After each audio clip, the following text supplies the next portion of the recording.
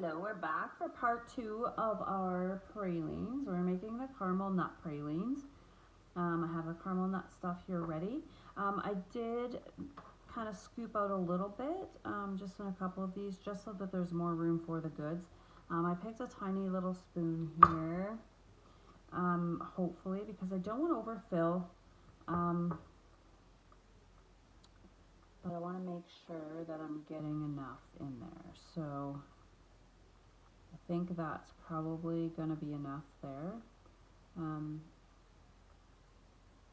See how it goes. Just going to use a spoon here to scoop it off.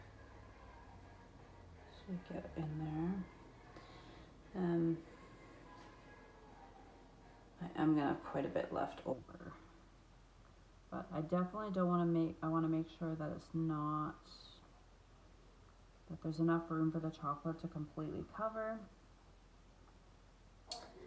Otherwise we are in trouble and we have some leaky chocolates. The bonbons I made yesterday, there were no leaky ones, which I was kind of sad about because there weren't any to like I sampled anyway, but I always try to have like broken ones that I can sample. I did make a little bit of an oopsie just now with that spot there. I will clean that up right away. I don't want it to harden and leave room for a spill.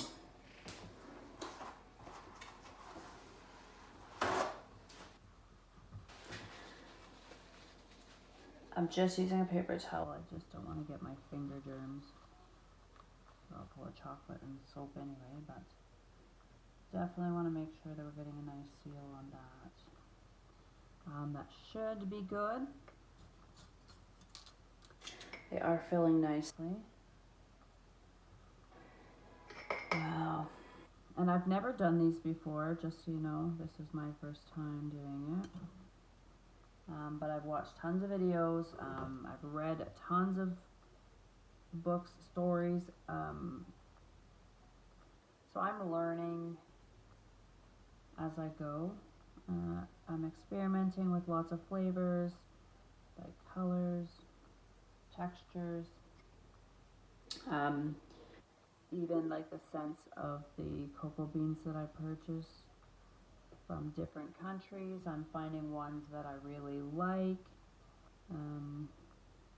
I was just actually reading up this morning on some other ones that I'm interested in getting. Right now I have Madagascar cocoa beans and I have Ecuadorian cocoa beans, and then of course the Mexican levados, the pink ones. But I'm looking at some Peruvian ones, and I believe the other ones are Indonesia. Can't remember now. I have to look it up again. But very interesting notes of like, there's some that have like citrus, tobacco, cherry. Each one has its own distinct flavors, scents, and those I use to determine what kind of chocolate I'm going to make with them. So the Ecuadorian cocoa beans have got a red fruit kind of odor to them. They almost remind me of red wine, very acidic to smell. These are raw, mind you, fermented not yet. This is before they're roasted. But those natural scents determine for me what I want to do with them. So those particular beans I use for my dark chocolate. It has just that very small hint of that red winey, red fruity scent. But I find it extremely nice for a dark chocolate. Alright, so I'm just going to put a little bit more in some of them.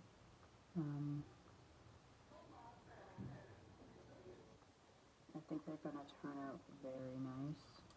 I hope they will.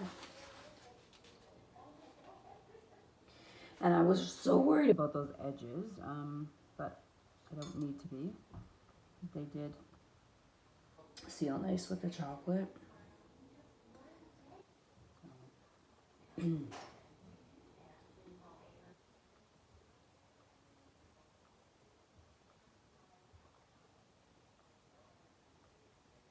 check on my chocolate and see how close it is to tempering.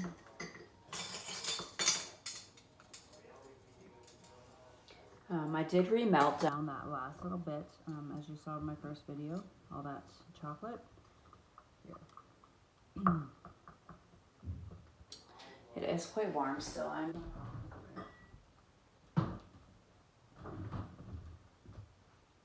But Madagascar chocolate that I have, or the Madagascar beans I should say that I have, they make extremely good milk chocolate. The milk chocolate I make is so smooth, it melts on your tongue, and it's such a rich flavor, but not overwhelming.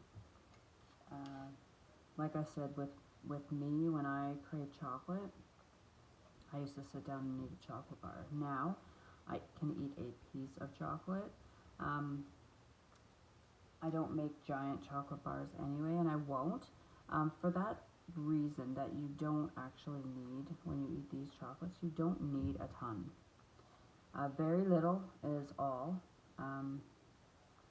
Probably filling these too full, some of them. Do need to be careful. I think I'm gonna stop now before I get carried away. Just pull it off.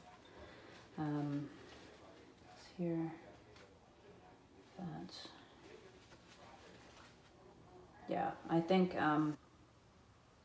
But anybody that likes chocolate should definitely look into getting these bean to bar chocolate. I mean, it's an art to make it. It takes a really long time,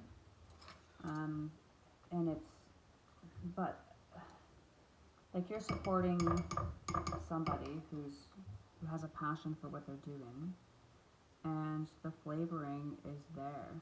Like, I don't put junk in my chocolate bars. Like this, yeah, there's caramel and peanut and lots of sugar, but it's a treat. I'm not gonna put all this in one box for somebody to eat. I'm going to spread it out and have a few different ones. I mean, if somebody wants to sit down and eat the whole box, that's okay. I'm definitely not gonna complain, and then hopefully they'll buy more. But I want people to actually savor them, to appreciate them, and enjoy. Like, for me, this is a Mother's Day treat for some moms.